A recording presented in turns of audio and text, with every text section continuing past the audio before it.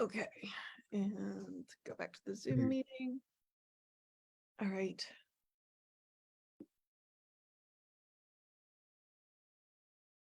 We are probably live now. I'm not absolutely sure.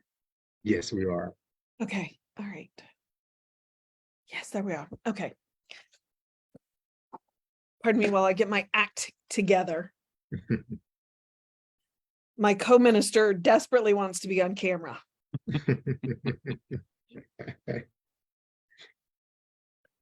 And I had it up and now I don't.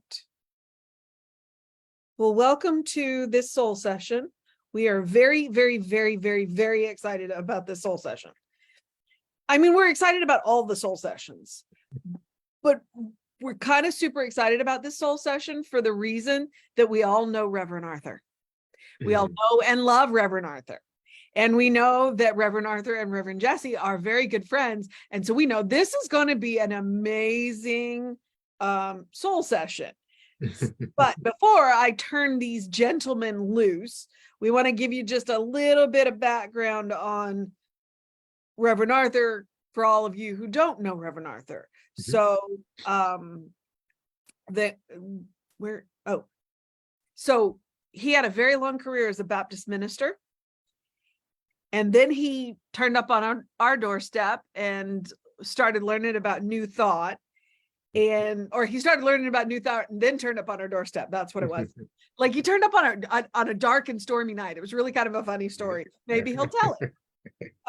Where he has been just beloved by all of us. He always raises the roof anytime Jesse relinquishes the stage to him.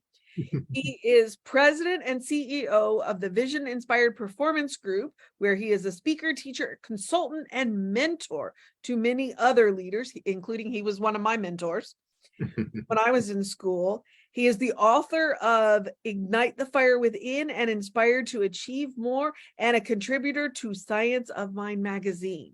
And there are probably many, many, many accolades, but I am ceding the floor to these gentlemen because it's going to be a good one. Thank you, Lisa. Thank you, Lisa. Welcome, little brother. We became little brother and big brother at some point along the way, and it stuck. And yes, sir. Whenever your name is mentioned in our room, as you know, since you watch, a squeal of delight goes up from the congregation, whether it's that you're going to be speaking on Sunday or we're doing the soul session. And I would have some envy about that if I were not one of the ones chiefly squealing. Yeah. So we welcome you here tonight. And Lisa made mention of your origin story in Science of Mind. And here's the thing, Arthur, I've embellished this. Every time I tell it, the dark and stormy night becomes the flash of lightning behind you as the door flew open of itself. And there you stood in silhouette, and kind of this gunslinger sort of looking imagery and all. But so I've told the story so often and to so many people that the comic embellishment of it, I think, it probably turned into just general overall embellishment. Would you share that story with us, how you came to find us at Creative Life? Hey, absolutely, Jesse, big brother.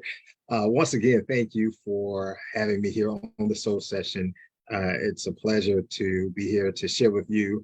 The listening audience gets to hear perhaps our deep conversation, so they just get to listen in, and perhaps it'll just be a normal conversation for us. Yes, the story, you probably haven't embellished it much. It was interesting how I came to find Creative Life.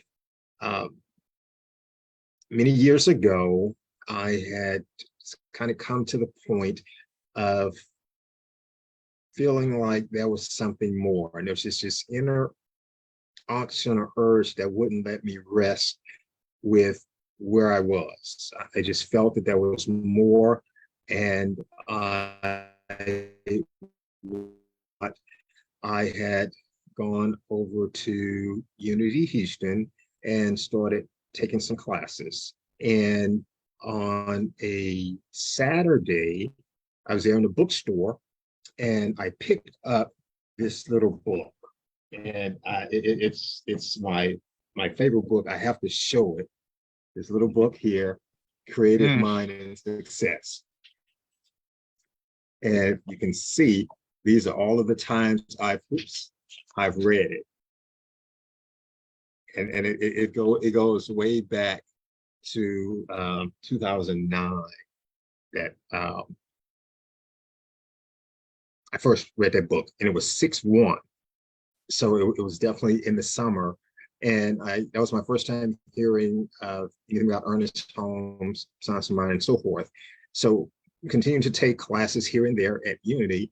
And I was on a subscription for a magazine called Inspiration. It was Inspiration Magazine. Well, I think that magazine either folded or Trust of Spiritual Living ended up, I think it did. They ended up taking a subscription for that particular publication. It's called Inspire Magazine. And lo and behold, so I started to giving you all of my my reading resources. They're right here next to me, right? So I started to get this little magazine. Then I started to read through it. And at that point, I had just become enamored with Science of Mind, probably like maybe Ernest had when he started to read the works of Christian D. Larson. Mm-hmm. And I just, okay, where can I find more of this? So I happen to be reading, then I read this Q&A section. So, oh my goodness, this guy in this center is here in Houston, Texas. Okay, so I now go on a search. I'm going to find Creative Life Spiritual Center. So it was one night, it was a Wednesday night, it was dark, and I got lost. Couldn't find the building, got frustrated, just kind of gave up. Okay. But I couldn't rest with that. So as the story goes, I said, okay, I'm going to come when it's daylight. So let me look for it when it's enough. It was daylight, and that's when I landed on the doorstep. And that's how I got to Creative Life. And I like to tell a story. It's kind of like Nicodemus, to know what was going on. So clearly, I set out to try and find you by night, but actually found you in the daylight when all of the lights were on. But I found you and Creative Life, and you received me with open arms. It's been a brotherhood, a friendship, a mentorship, teacher, student, all of the above. I give you all of the titles, all of the accolades, all of the love. And I'm just blessed to have you in my life as a living legend. And then just the way that you share your heart, the way you handle the truth of Science of Mind, the way you illuminate it, and your desire for others to have it that desire. And when I say that, for others to have it that desire it, you're not dogmatic about it, saying that people have to have it, that if you don't have it, you're not going here. If you don't have it, your life is not going there. You offer it as a choice. If it's something that you desire, it's here. We're giving it, I'm sharing it, and it'll perhaps give you back your power, or maybe give you back what you're missing, give you back what you're looking for. And once you get it, it's up to you how you handle that unfoldment. But I'm just here to help you along that journey, which is what I've loved about you from day one. From day one. Yeah. You didn't know me from anybody. You didn't know me from anybody. And you just opened your arms up to me. Like I was God's own, as you often call us godlings. Yeah. Yeah, I wish I made that up, but yes. and yeah, you really receive me that way. So that's the story. That's the That's the story. story. Yeah, that's the Yeah. story. And you've been a beloved presence ever since. And everything you said uh goes double for you because you are, and I said this actually to the camera after the last Sunday that you spoke for us, Mhm. when I said this, what you saw from this man last Sunday, this is who he is off stage. This is who he is off camera. He Yeah. cares about you. He cares about people wanting to discover the God presence within themselves. And Yeah. I was reading Emerson, we had the Emerson series during the summer, and Right. Emerson was asked one time, so why don't you have a big organization? Why don't you have lots of followers? And Emerson said, because I don't want to bring people to me. I want to bring people to themselves. And that, Mm. wow, that, yeah. So I think this is the journey that you and I share. And Mhm. one of the first things that I noticed about you when you first arrived at Creative Life Mhm. was how much reading and study you had done prior to coming to us Yes. through Unity, but mostly I think on your own. I mean, there aren't a lot of people out there that know who Christian D. Larson was, for one thing, and much less the role he played in Ernest Holmes' life. And you have dug deep, and we've talked about people like Larson and the old Mhm. timers, and we've talked about Reverend Ike, and Yes. and Mhm. more recent figures, and Mhm. uh, and you and I could talk the paint off the wall. In fact, I remember the time when you may recall you were speaking on a Sunday, and I was there to introduce you. This is back before the pandemic. We had larger crowds and stuff, and there was a panel, there was a divider up at the piano because we just had a show the night before, Right. and you could stand back there and straighten your tie and all this before you went out on stage. I don't think we Mhm. even filmed at that point, and so I was behind. It was like backstage on stage, and we were both behind this thing out of view Mhm. of the congregation. And I was getting ready to go out and introduce you, and we got to talking, you and I, about what you were going to present, and Mhm. completely missed our cues and left the congregation just sitting there. The music faded out, and everybody's, well, where are they? And Uh-huh. all of a sudden, it's like, whoops, got to go on. And we've Mhm. sat through more than one waiter's shift at Chili's too, haven't we?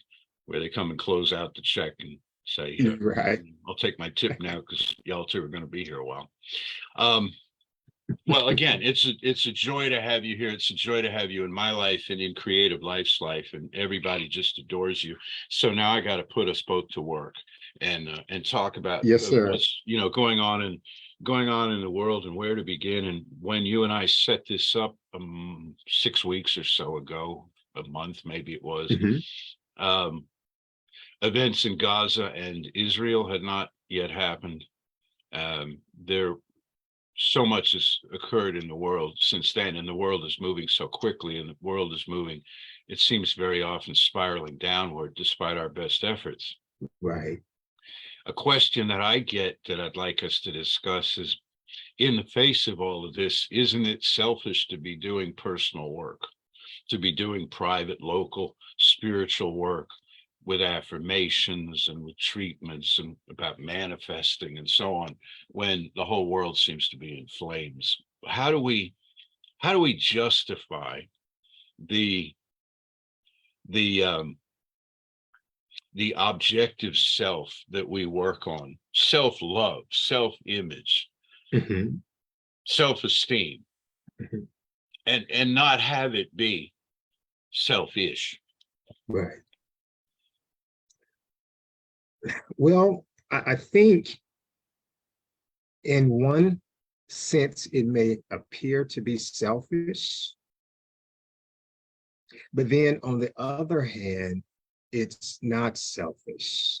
And the reason I say that is because if I'm working on me, if I'm working to better me, if I'm doing my inner work so that I can become my best me, that's what I give to the world.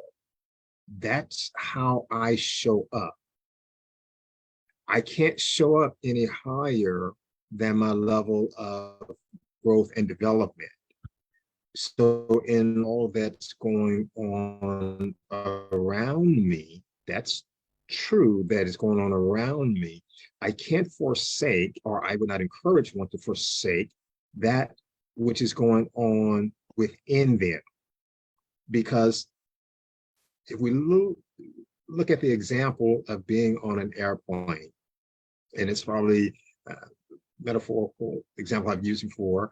So we're on a plane and the airline stewardess will say, plane loses cabin pressure. It's going to be an air mask to come down. Put your mask on first before you render aid to someone else. Okay, I understand that. Because if I don't put my mask on and I don't get to you to help you, neither one of us live. Because we're both exposed to the cabin losing pressure. Once I put my mask on, I'm now in a position to be able to help you. So even as we talk about, should we still be doing our own work? Should we still be doing our affirmations, doing our treatments, doing our prayer work? Well, in addition to doing our affirmations, doing our treatments, doing our prayer work, I'm putting my mask on. Now, and as I put my mask on, because of who I am, I still feel I have a duty to see to humanity. So how can I best help humanity in the state that it's in, and to ensure that I'm in an empowered state to be able to do that? But if I don't put my mask on, if I don't do my work, I can't show up as strong as I need to be in order to be able to help you get through what you're going through, or to help humanity get through what it's going through. Because now we're both weakened, because I did not take the opportunity to do what I know I need to do in order to strengthen me. So on one hand, from the outside looking in, it perhaps looks selfish. But until you have a conversation with me, you're perhaps now judging you, that I'm doing what I'm doing so that I can help you. Versus, once again, you on the outside looking at what you think is going on and projecting onto that experience. Because, and it's unfortunate, and I won't go too far to take us off the question, but even in light of the backlash that Dwayne "The Rock" Johnson and Oprah got when they tried to help the people who had experienced the tragedy of the fire. Well, I mean, people lambasted them, and they were trying to do good. And even in hindsight, Dwayne said, hey, I probably would have done something differently, but Oprah and I, we did what we thought was right. We vetted it out. We put the systems in place, and so many hundreds of families had gotten money, so on and so on. But even with them trying to do what was right, they were still accused of wrong. So what that simply says is that we have to make sure that our heart is in alignment and we're doing what Spirit is leading us to do and what we feel compelled to do, to make sure that we're doing our part to perhaps heal the hurts of humanity. And no individual can judge that and judge righteously. Because Jesus says, hey, I don't want you to judge by appearance. I want you to exercise righteous judgment, because everything that you see is not reality. Everything that you see is not as it is. I need you to exercise righteous judgment, right thinking about that experience. So the only way I can exercise right thinking is by having right information. And now that I have that information, I can actually engage in evaluation to actually come to some point of justification of why I feel the way I feel about that situation. So those are my thoughts on that question, big brother. you give me so much material here. Let me start with where you left off and kind of work backward there. Do you ever want to scream at the red ink in the Bible and say, "Tell me more"? Absolutely. Judge righteous judgment, and he moves on. Hmm. And they He tell dropped us, one-liners. they tell us in the Gnostic Gospels, he took Mary Magdalene aside and he shared so much he shared these thoughts with her because she understood and she understood. Mm, And you want to call her up and say, what did he say to you?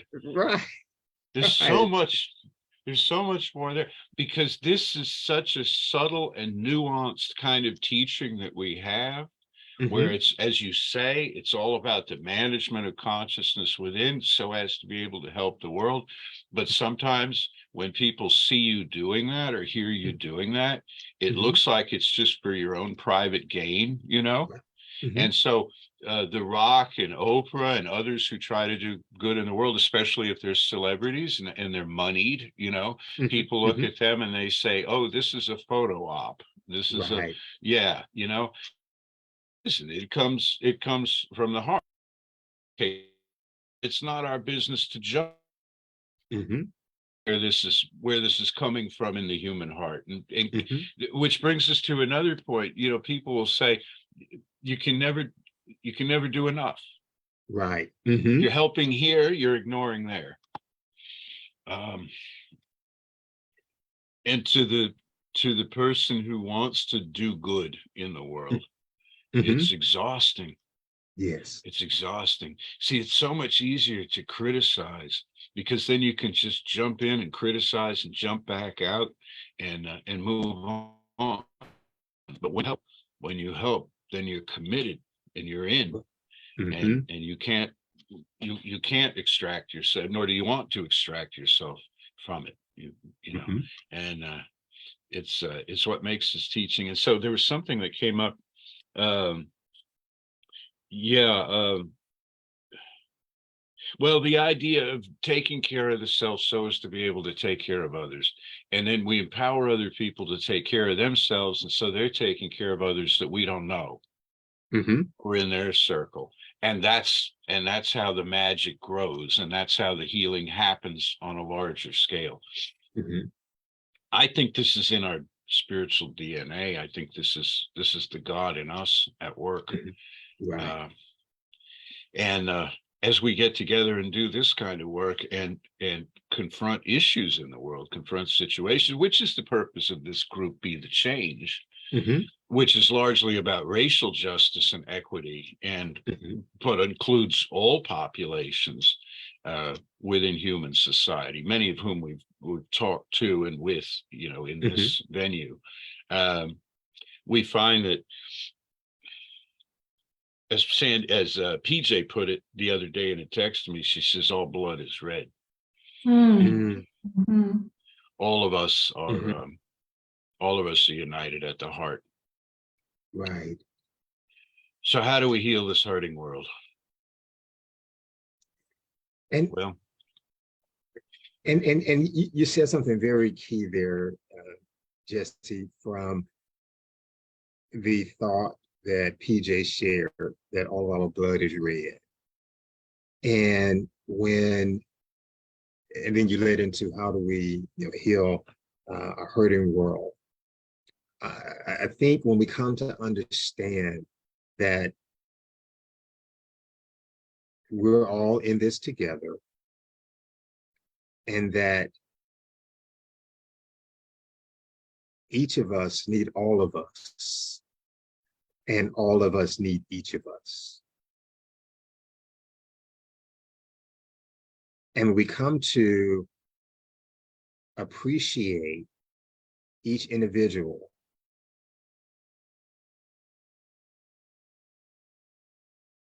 for who they are beyond what we can see, we then realize that we're all the same.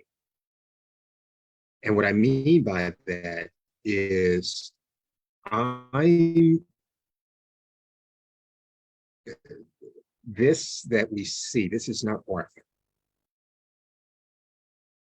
This is the package in which Arthur into the world. In reality, Arthur is the name that was given to me by my parents. I'm even beyond my name because the name identifies me with a physical reality, perhaps a physical specimen. I'm pure spirit. I'm pure God essence. And so is everyone else. To that understanding, some years ago, and coming to that understanding helped me to understand, because in my Baptist training and indoctrination and dogmatic teaching, certain groups were damned to hell, cast to hell because of how they chose to live their life. But when we once again get to the point of understanding that and the way you choose to live your life, or whom you choose to have as a partner or as a spouse, or the color of your skin, your nationality, ethnicity, that's part of the packaging. And this is Arthur talking, and his understanding and his evolving of consciousness. When I see you, I see God. I'm not necessarily, and it's not to the point, oh, I don't see color, so I'm not even talking about that. I'm seeing you for the truth of who you are, because that's what allows me to connect with you and to embrace you for the truth of who you are, and to unconditionally love you for who you are. Now, granted, does some, and maybe someone even consider Arthur, make a misrepresentation? Well, perhaps, because we're not perfect as human beings. But the truth of who I am is spirit, is God essence. And I see that for everyone else.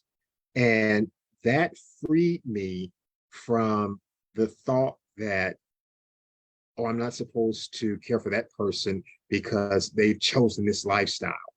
Because that was taught. That was a doctrinal belief, and it was a scripture used to support it. And you block out all the other scriptures. And it's like, you can't do that. But once again, as I said, this is Arthur's own evolving consciousness. But getting back to the point of how do we help heal a hurting world, is to get people to see beyond the physical, and to get to perhaps the point that PJ shared, all our blood bleeds red. And beyond that, all of us are being breathed by the same energy, by the same essence, by the same intelligence, by the same divine mind. So for me to be right with God, this is, once again, Arthur, this is not a confession for my heart, but for me to be right with God or with my source, for me, I can't be wrong with you, because I connect with the God within you. I'm in relationship with a God within you. And that is the God of your understanding. It doesn't have to be what I believe, but I'm connected with the pure essence of who you are. And I think when we can all get to that point, I think we will perhaps be able to heal some of the hurt that goes on in the world. And I know we talk about creating a world that works for everyone, but that has to be the goal. That has to be the goal. And the way that we create a world that works for everyone, to let everyone be who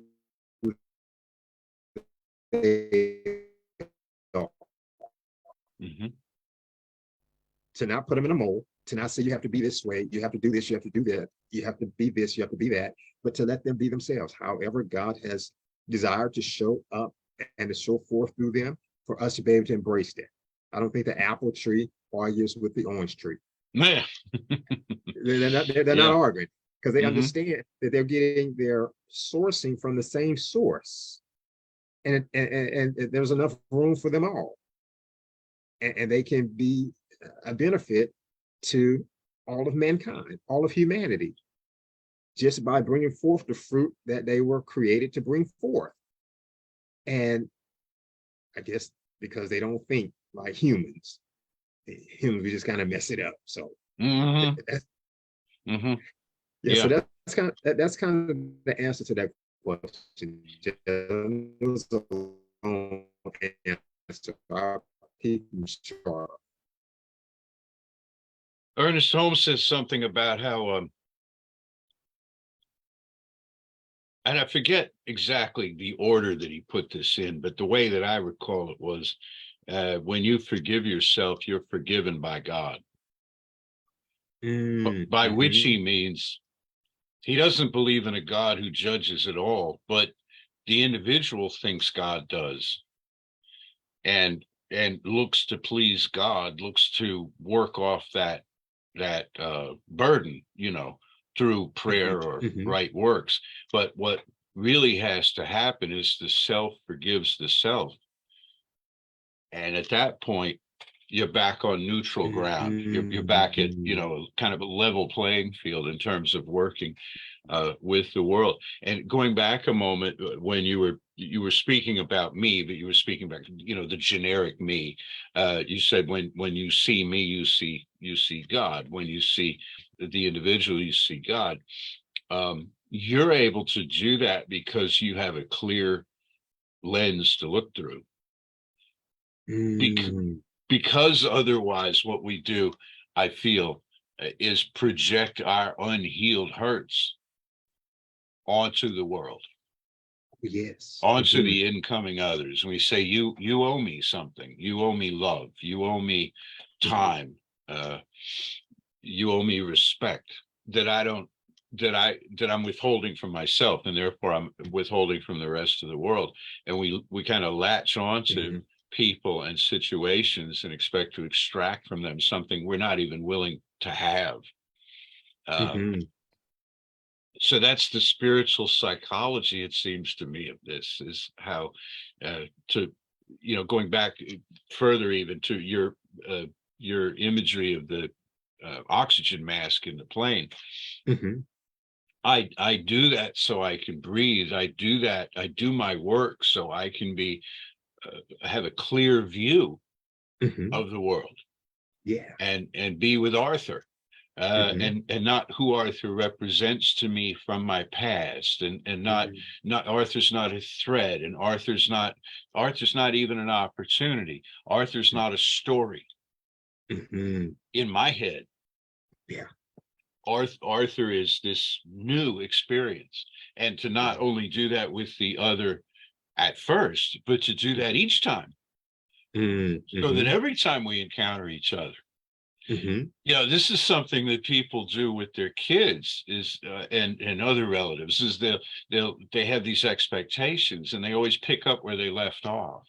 mm, It's mhm, like, well, you were afraid of dogs when you were 9, or you didn't do your homework when mhm, you were in school, and so now you're 40, and I still put these limitations. We talk about this every year around Thanksgiving and Christmas and the holidays, when families get together, where these expectations are met. You're still in the box I put you in, mm. because of past experience, and we pick up with people like that instead of being in the authentic, spontaneous moment.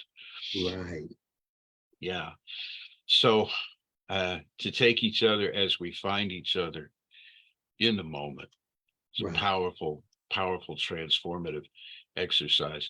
I want to pause just a sec, introduce a little bit of levity, because I keep looking at what is behind you there, and I wanted to point out to you and to the group that when we first started doing Zoom exclusively in the Mhm, spring of 2020, and you were among us then in a class or group or multiple things. All of the rest of us had behind us the wall of the room we were in, and we looked at you and we're like, where are you? Yeah. Because nobody could travel. And we're like, and then you'd move and there's that logo. And we're like, what kind of office have you got? Look at these windows, look at this. And that was when all of us learned about Zoom backgrounds. Background. So yeah, had no idea. Now I've got people with beaches behind them, mountains, one guy in a class, Mount Fuji. And we're like, Wow. dude, you're in Japan? It's like, no. So anyhow, but it certainly sets the tone, doesn't it? Yes, Certainly sir. embraces the tone. Okay. In the struggling world that we're in, and the political climate that we're in this country and in other countries, I try not to swing at every pitch. Sure. Stuff I read, I a lot of it I just kind of move past, and if I don't agree with it, I move on. There's plenty else to read. Something the other day shook me, and this is not a news item. This is an interpretive item. It shook me, and I thought, you're the perfect person to talk about this with. And it was somebody saying, they weren't making the case for themselves. They were reporting on what somebody else had said. There's a lot of that goes on. That Jesus was weak. That Jesus was weak. And that what he taught about turning the other cheek and blessing those who persecute you and forgiving your enemies might have been appropriate 2,000 years ago, might have been appropriate at some point in the past, but we've moved past that now, and it's time to take up arms. Now, that rocked me. Jesus was weak. I was not raised a Baptist. I was raised in a Christian home, but we milled around different Christian communities and stuff. But even the kids that I knew in school who were Jewish or Muslim, because I went to a very diverse school for 8 years up north, even those kids, Jesus has been revered in my life and the life of everyone I can think of for being the paragon of virtue in interpersonal relationships. As you have brought up in all of your talks, and as you touched on some tonight, how could this man be called weak?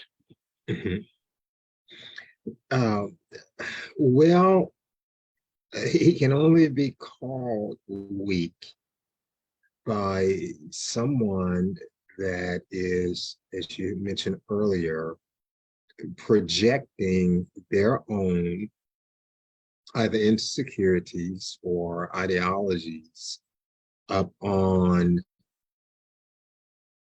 Jesus's actions and calling them weak and saying we now need to do something else. It says more about the person who said it than it does about Jesus himself. Because when we talk about turn the other cheek,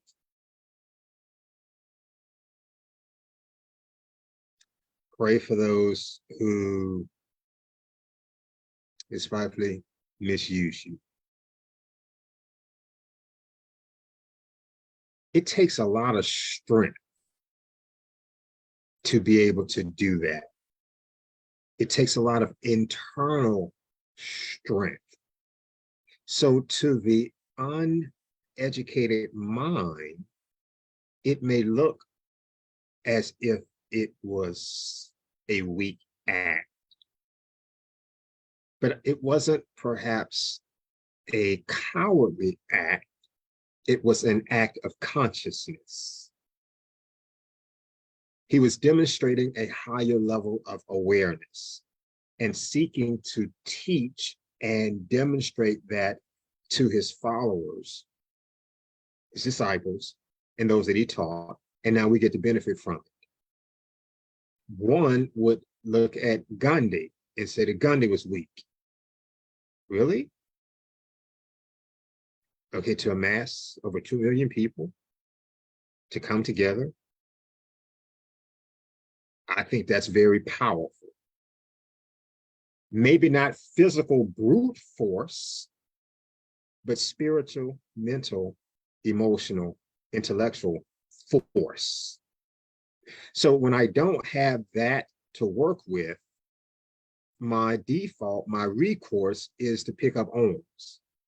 It's to fight a physical fight. But that doesn't solve anything. That has not dealt with any issue at hand.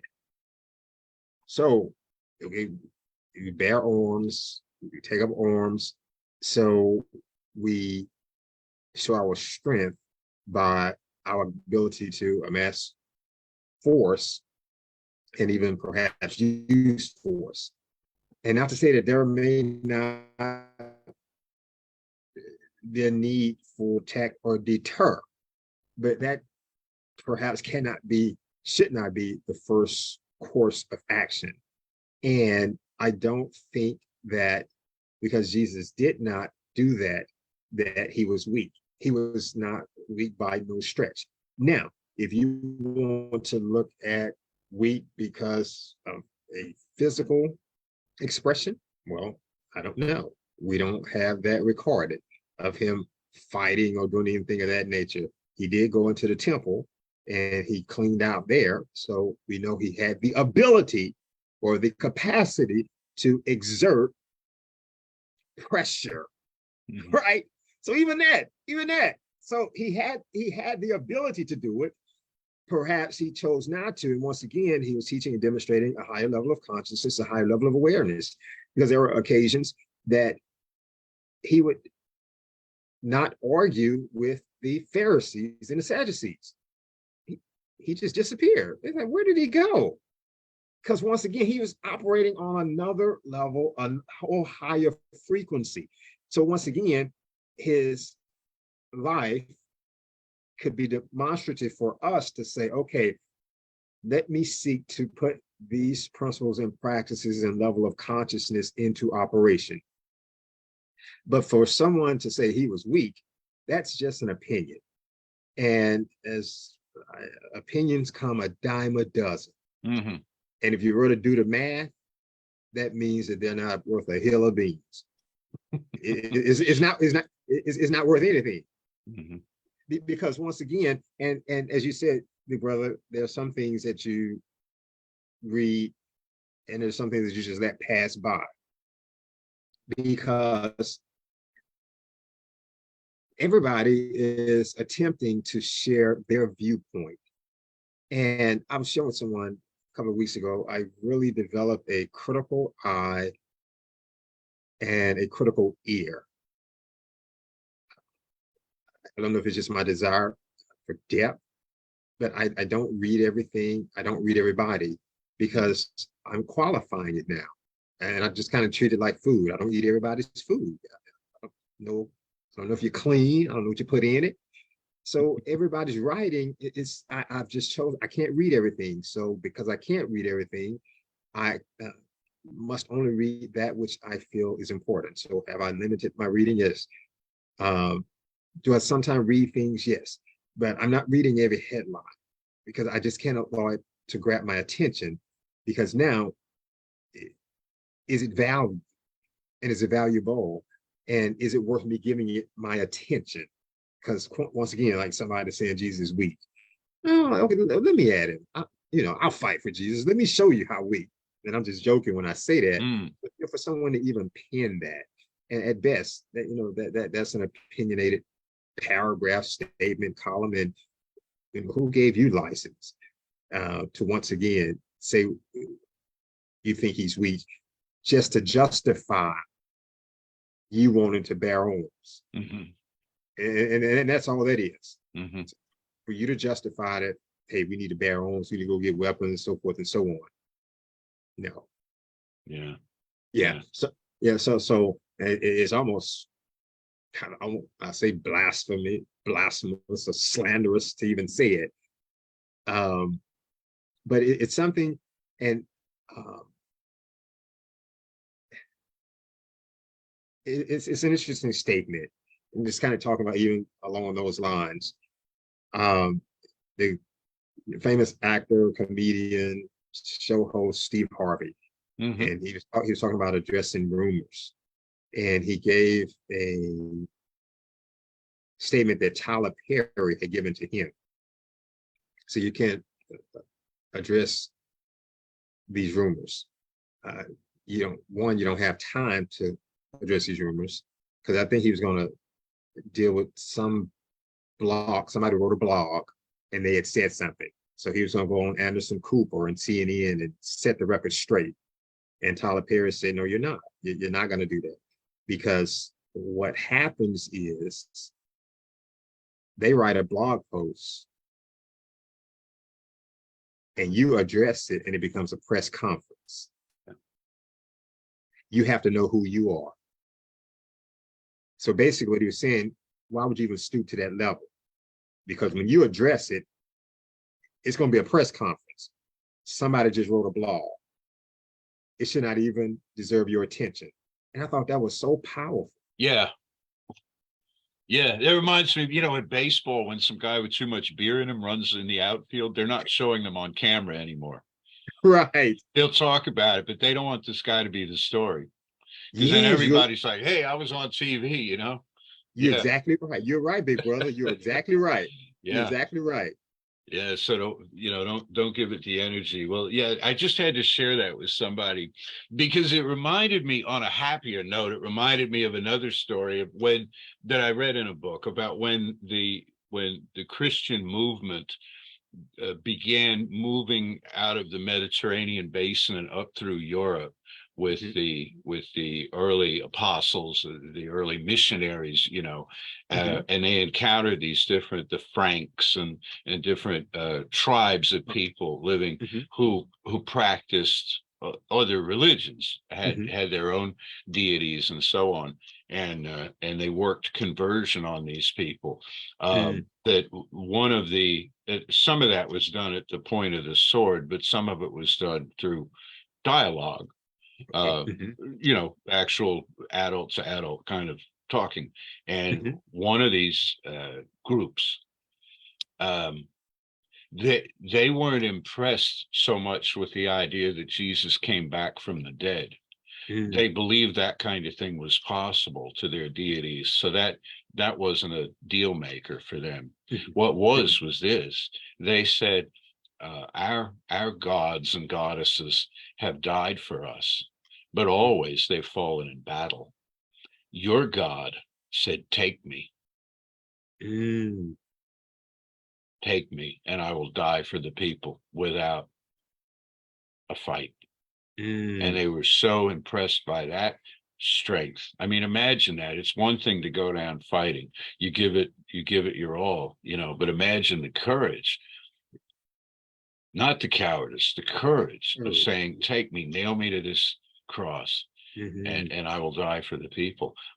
That how yeah. Um, and that's why the world is still in love with him, Sure. including those who don't worship him, those who, well, Gandhi, for example. I mean, Right. you ask Gandhi, whose name is brought out as the greatest example of nonviolent resistance ever. Mhm, You ask Gandhi, well, who's your hero of mhm, nonviolent resistance? Guess who he'll say? mhm, So yeah, mhm. um, that way is the highway, but it's the hard way. It's the difficult and often unrewarding way. And this is what people coming into new thought gradually realize is, Mhm, you mentioned earlier that in your earlier training that there were certain groups of people, the certain element of people that could mhm, be dispatched into hell for eternity, and you no mhm, longer have to be concerned with them. Uh, mhm. it's a whole different, it's easier to think that in a way, that Right. all my enemies are cast into the pit, Mhm, but instead, no, they're right here, mhm, and they're right here on the subway with me, and they're right here on the freeway with me, and they're right here, and I have to deal with them with an open heart, and there's no way around that. mhm. It's harder.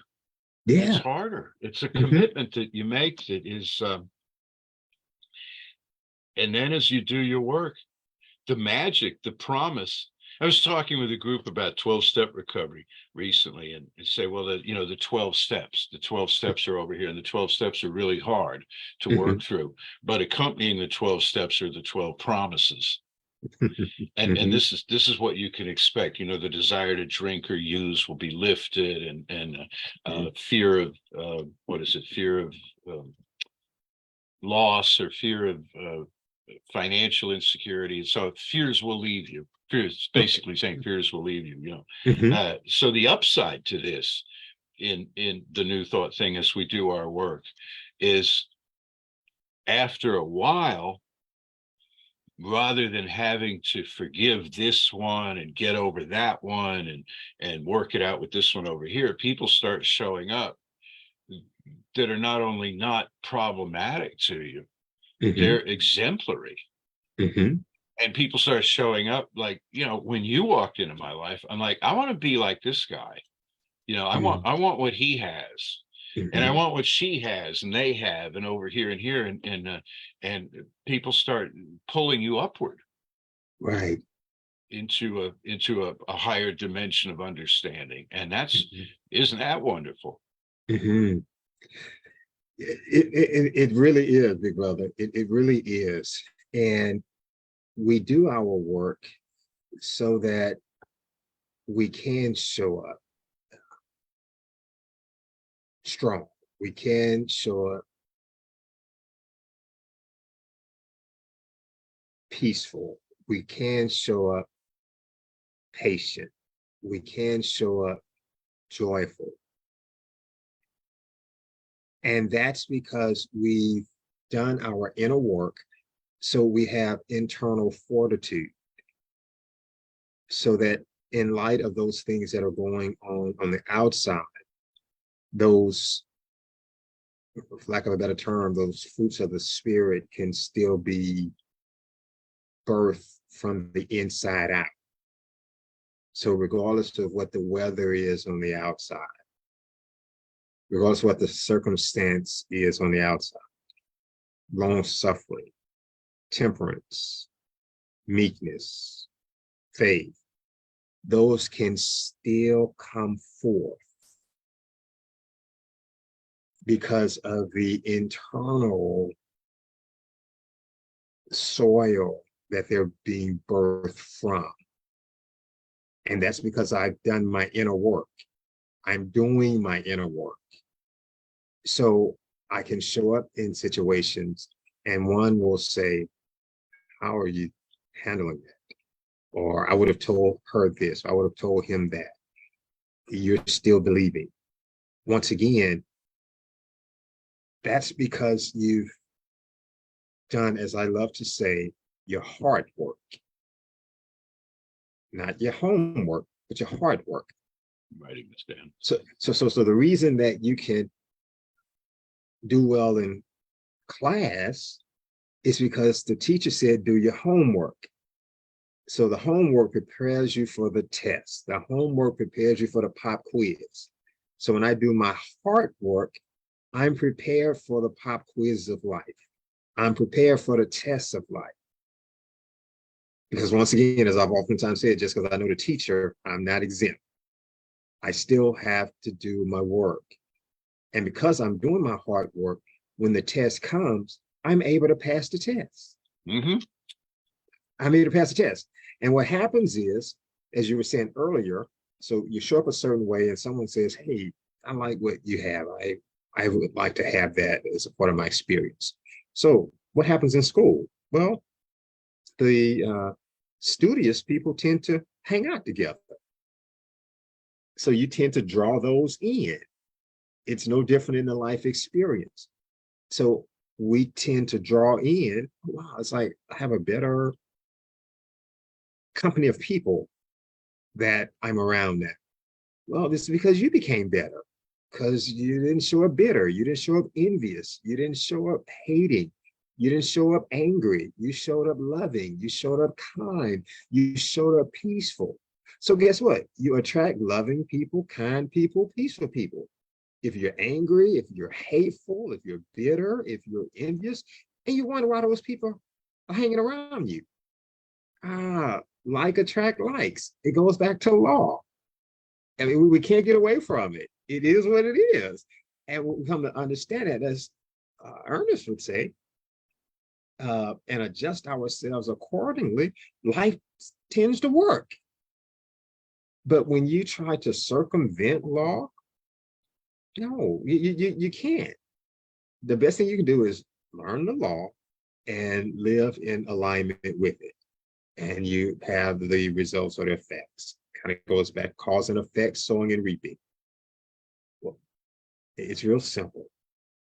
I don't know if we were not taught that, or we just kind of missed it, but that's it. And when we can align ourselves with that law, life tends to work. As I was sharing with someone, and I know we're probably running close to time, I was sharing that, and I have it written on a note in that book, Creative Mind of Success.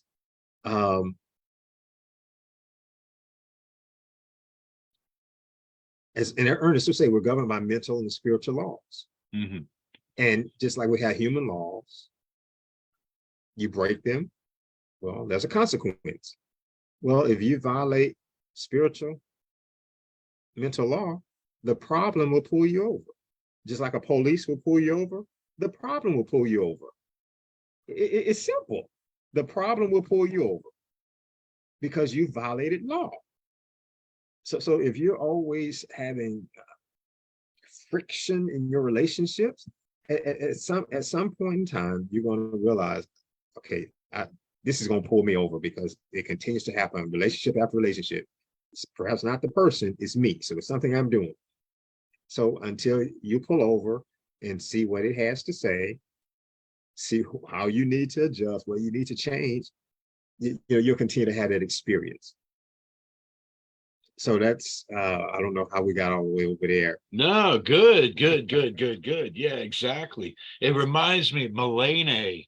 You remember Mulaney, Sandy's Yes. sister, beloved sister. Mulaney gave a talk on a Wednesday night years ago called "I Fought the Law and the Law Won," from the old song. And it was hilarious because she talked about kind of small situations in the course of a day. Okay. Where I thought I could do this thing independent of my consciousness about it. And no, that's not how it works. I can't I don't know, blame my car. I can't I can't curse my car and have it work right. I can't resent the coffee maker and have it make a good. It's just these little things that add up that to her were indications to do the work before the big things happen, before you set these major goals and stuff. And it's like you mentioned before, excuse me, before we went on camera, you mentioned triage and like proactive triage. I don't know if that's even a thing we might say, is to do the gratitude work. Is to do, every night, no matter what kind of a day you've had, say thank you. Thank you for this fine day when much good was done. And every morning when you wake up, no matter what you're facing, whether it's something difficult you have to do, or you're not sure, more usually you're not sure where to begin. You got so much to do, you don't know where to begin. And you say, I am guided every step of the way by the one mind to say and do just the right things at the right time. Whether or not you even believe that in that moment, it etches something deeper and deeper in consciousness that becomes a lifeline for you at some point. Yeah. A lifeline that tonight we offer to all suffering people on the earth, because not only is all blood red, but all hearts beat in unison with the life within, that there is this one that is right where they are, right where they are. And they don't have to go through any Messiah. They don't have to go through any book or teaching or any kind of script to be heard by this one and be known by this one, because it is them, it is that beating heart within them. And so we offer a silent blessing and know that that peace with justice is happening, is unfolding in some way. Let me see what time it's getting to be. I'm showing 8 o'clock. I haven't heard from our moderators, so we might be able to get away with some more time here. Usually around now, they come in and say that there are questions and comments on Facebook.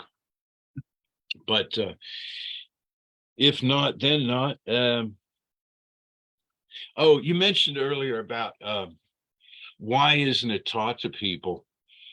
Why were we not taught the power of thought? You know, that the consciousness creates things and so on. And I don't have a clue either. But I do understand in reading Holmes and Company that so much of what shall we say, healthy human behavior was Mhm. implied. Mhm. You know what I'm saying? In other words, he didn't come out and tell people, don't lie, cheat, or steal. He assumed they knew that. Right. He didn't offer a complex moral code because he figured that people, part of it, he didn't feel was necessary. He didn't believe in it, you know, Mhm. to control people's behavior in some kind of cult-like way. But the basic aspects of getting along, Mhm. taking care of our neighbor and that kind of thing, he just assumed that people knew that. Yet Mhm. anymore, it's looking like we need to circle back and revisit some of these things and Mm. say it explicitly, Mhm. to take care of the people around us, to do the next right thing in front of us, Mhm. to give service and to the world. And it's like we missed that somewhere along the way in the educational process, including spiritual education, is to do the next right thing. Right. And like you said, we perhaps just assume that we already had that. It's kind of like we assumed that maybe that program was already loaded. We didn't, Yeah. yeah, we didn't have to load that. It was already there. And then come to find out the very one that we thought was loaded was the one that we needed to have intentionally loaded from the very beginning. Because clearly, and if we had, we maybe would not have as many of the problems that we now have. Because some of the things that we see and read and hear people experiencing and having had done to them by others, it just baffles me. And I, my mind can't even go there, although I know others have, and me because I don't have the heart. I mean, I guess I value human life too much. I just I don't see how one could kill another, injure another intentionally, purposely, slander.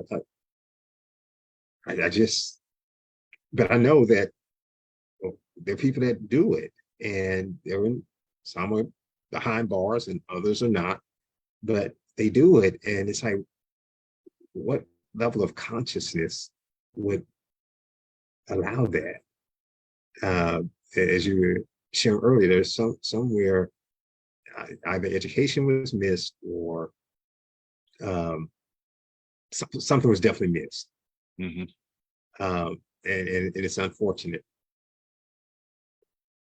But even beyond that, it's still perhaps happening in other ways, just from human interaction and interpersonal relationships.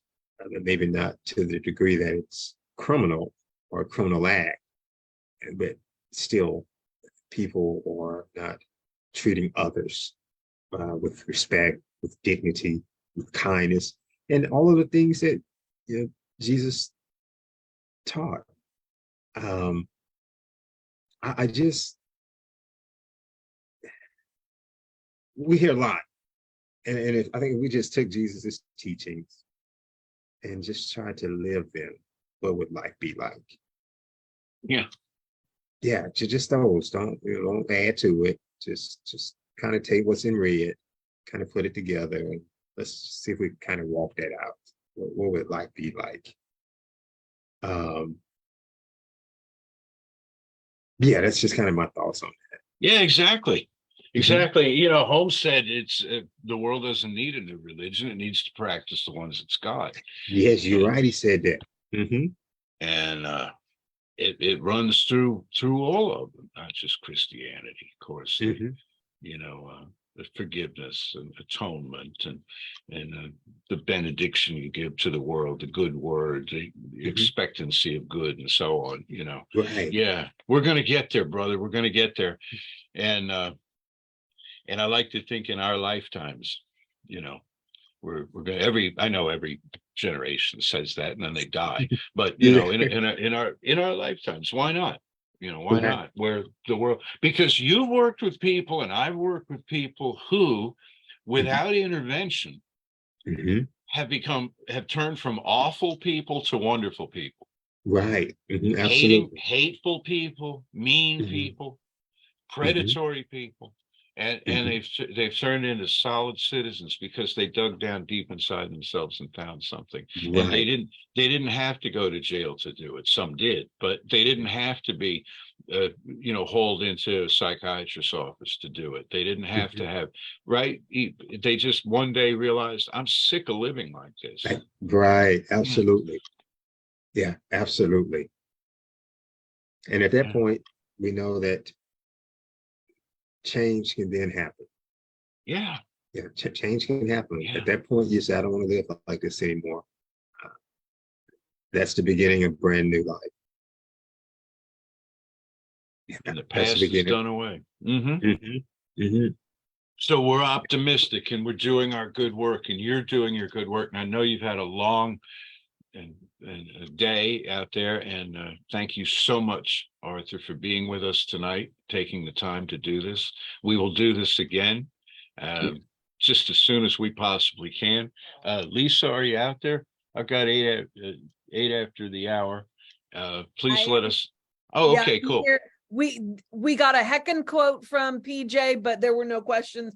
I figured it was better to let you guys talk. Oh, okay, cool. Yeah. Okay. Well, But we you want were, to hear you know, PJ's we were, quote? yeah, absolutely. Because Who's, you quoted her a couple of times. I Oh, did. wrong mouse. Hang on. She responded to something, Reverend Arthur. She said, "Our time here is finite, sacred, and treasured. I have become conscious of where, how, and who I choose to share the gift of my time. I can get more money and things. I cannot get more time than what I have been granted." Mm, Good one. that's That's good. PJ. Yeah, that's good. Good, PJ. PJ's a Uh, wise old soul, let me tell you. yes, she is. Yes, All of she these is. folks are. Sandy is, Lisa, Danielle, David, an amazing group of people that we've got surrounding us here. Amazing godlings. Mhm. Let me just mention to the camera real quick as we sign off here that what we're going to do for the next soul session is we're going to pre-record an event in November that will be broadcast in the, I guess we call it broadcast, whatever it is we're doing here, live stream in December. On the 26th of December, it's a special Kwanzaa presentation by Deloitte Parker Jr. Mm. Of the Hatch Community Center in Houston. And again, you will see, we'll be working behind the scenes on it next month, but it will be up for the public on the first night of Kwanzaa, December the 26th, um, which is a Tuesday, December 26th of this year. And many thanks to Sandy Newkirk for facilitating that introduction. It's the We Beautiful. did shape, just get a question. the Shape Community Center, Shape. What Like, I call, oh, Hatch. Hatch is a different community center. Hatch is at Bering. Shape. Thank you so much. Okay, we did get a question from Denise, and it's for Reverend Arthur.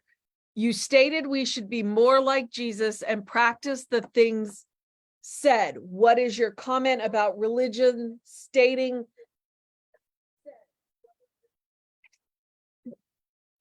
Sorry, cat. What is your comment about religion stating that we can't be like him because we were born in sin? Wow, that's a good question. Um, and we were born in sin. We were not born in sin. We were born perfect. That where that came from, and once again, that's something that has been shared throughout the Baptist faith, and it's coming from David, and he talks from the standpoint that he was born in sin and shapen in iniquity. We definitely have to understand the context of that statement and the address that was being made. That's when David was giving his response after he had been found to have slept with Bathsheba. So this was the explanation for his wrong. Think about that. Oh, that's good. Yeah, that's good. Yeah. Yeah. So okay. I'm caught in adultery, slept with Bathsheba. Well, the reason that happened is because I was born in sin and because I was shapen in iniquity. Okay. And that phrase was taken, and there was a doctrine based on it, a dogma created from it. We were born because just think about it. It's either I'm born in his image and likeness, or this statement over here, I was born in sin. Just think about that. So, and I said think, right? I'm going with the fact that I was created in his image and likeness. I was born and created in his image and likeness. Now, did I come into a world where there's perhaps some level of the mark being missed?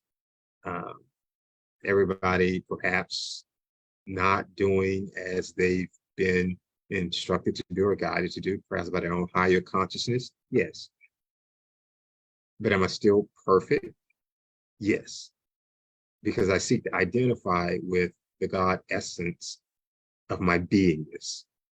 So I don't know if that answers Denise's question, but hopefully it does, because I can be like the teacher. I can follow the model of the teacher. Now, will I get 10 out of 10? Maybe not.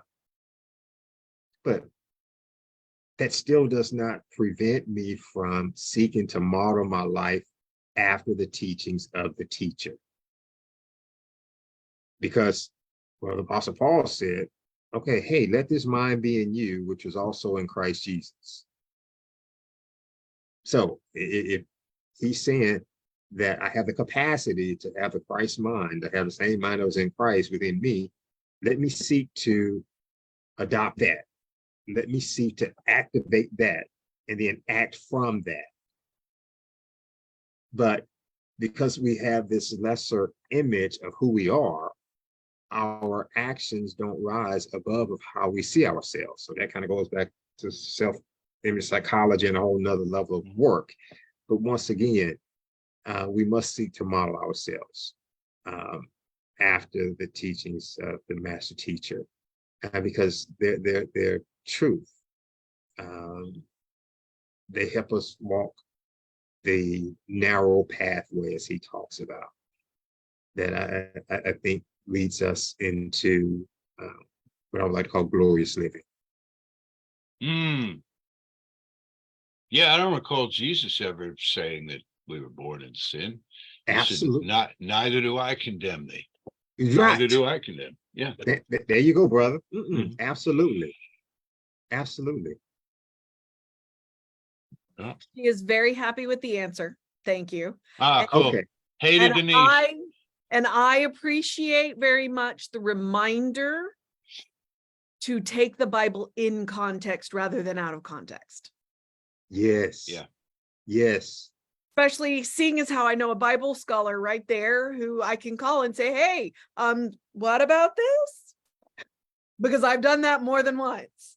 So, and one of the greatest lessons that I learned from Reverend Norm is if people quote the Bible at you, go read a few lines before and a few lines after and see what they were actually saying. It was one of the Exactly. greatest lessons that I learned from Reverend Norm. Yeah. Yes. So if you gentlemen are ready to wrap up. Would any you final pray? words? Would you pray us out? Would you mind? You Thank you expect so me to much. pray us out with Reverend Arthur said, yes, Absolutely. of course I will pray Absolutely. you out. He won't Of course I will judge. pray you out because I'm going to open up into the gratitude of the words that were spoken, the hearts that were touched, the wisdom that was shared, and the wisdom that will continue to echo through our minds and our hearts as this spreads. And as we remember to take things in context and to follow the example of the master teacher on whom we are modeled, whose mind we share, there is nothing that we cannot do. And I raise this up in gratitude and in love and call it good and call it done. And so it is. And so it is. So it is. Beautiful. Beautiful. Beautiful. Yeah. Thank you so much. Little brother, Thank you. sorry.